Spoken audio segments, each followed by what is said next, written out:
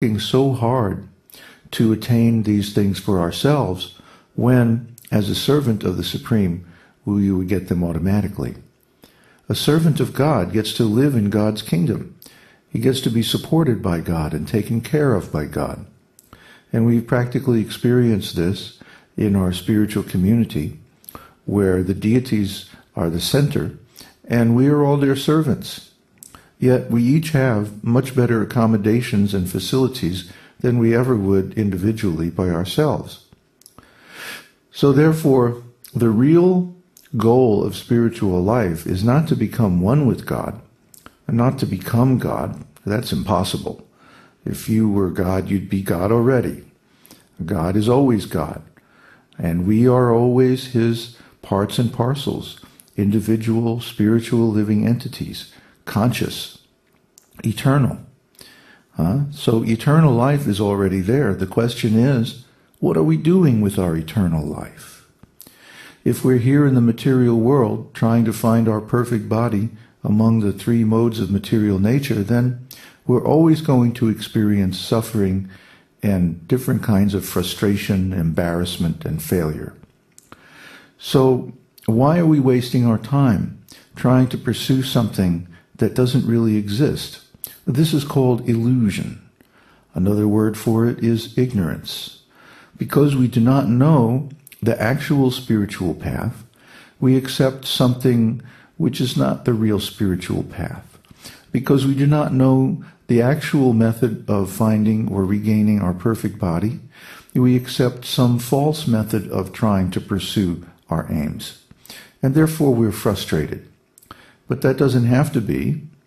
We can accept the knowledge of the esoteric teaching, which is pure spiritual knowledge coming down from incredible antiquity.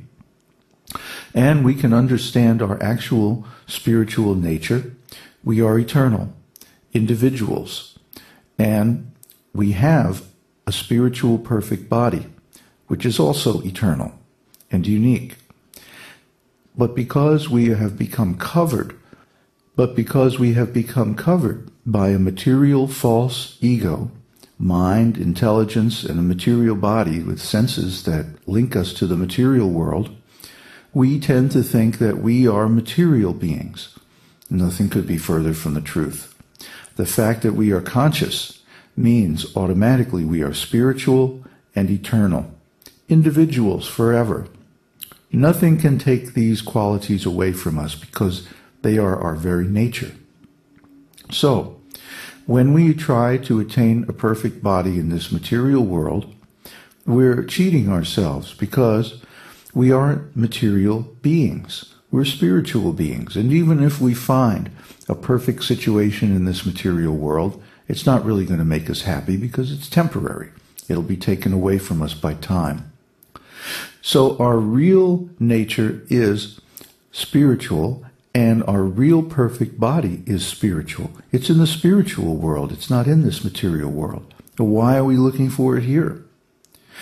The real path to spiritual enlightenment and happiness is to change our consciousness from material to spiritual. And how do we do that?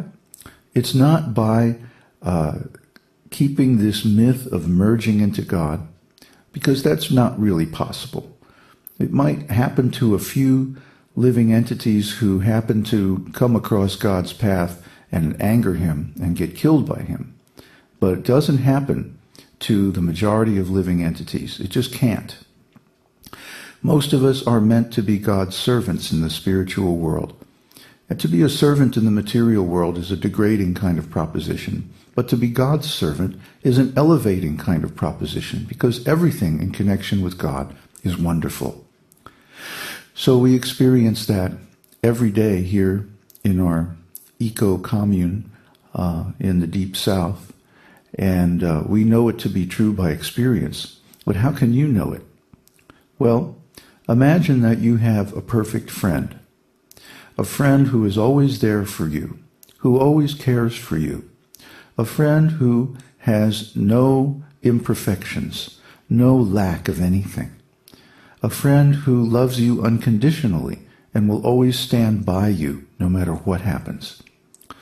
Imagine you had a friend like that. Now, wouldn't you be delighted to be with that friend no matter what it required or how you had to change your life in order to harmonize your existence with his? So that's the way it is with God. God is actually our dearmost friend. Now, why would we want to spoil this friendship by annihilating our individuality? If we're no longer an individual, how can we have friendships? We won't even be conscious. Therefore, real spiritual life means to cultivate this friendship, this eternal loving relationship with God. This is the real meaning of yoga. Yogo yukta prasanatma na sochati na kankshati. One who is actually linked with God in yoga has no worries and no suffering. He doesn't desire or lament to have anything.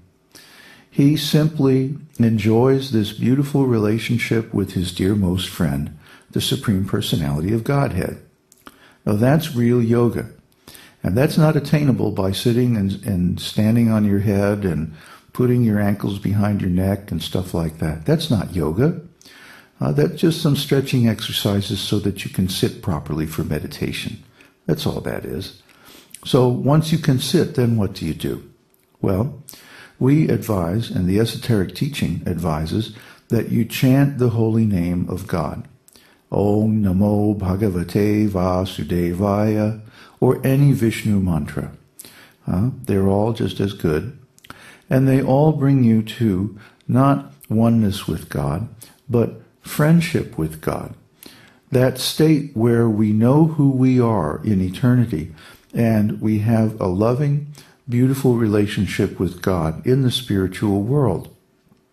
So we're inviting you to attain that kind of consciousness, to give up this material consciousness, which is simply full of suffering and different kinds of embarrassment and frustration, and to take up ecstatic spiritual consciousness in relationship with God.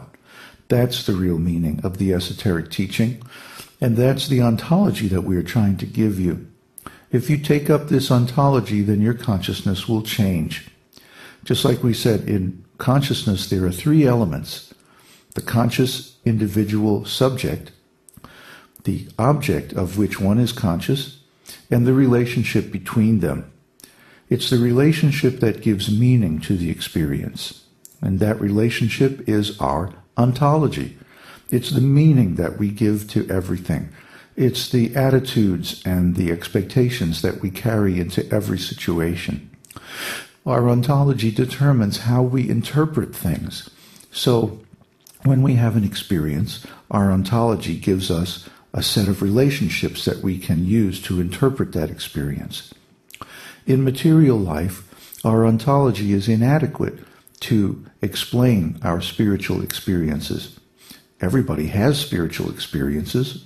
Actually, we have them all the time, but we don't recognize them because our ontology is inadequate to explain them. Therefore, the esoteric teaching is an ontology, or a set of stories and expectations that explain the realm of spiritual consciousness, so that when we have a spiritual experience, we can understand it, put it into perspective, and we can ultimately attain our real, eternal, perfect body.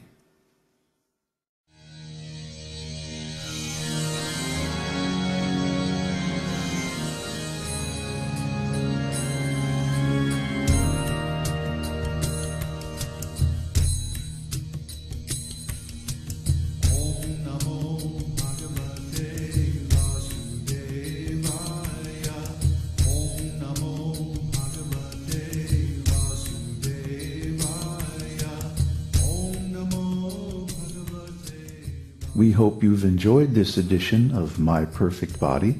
This is David Hughes, your host, reminding you to visit us on the web at esotericteaching.org, where you can purchase the complete Esoteric Teaching Introductory Seminar DVD and many CDs of transcendental music and mantras.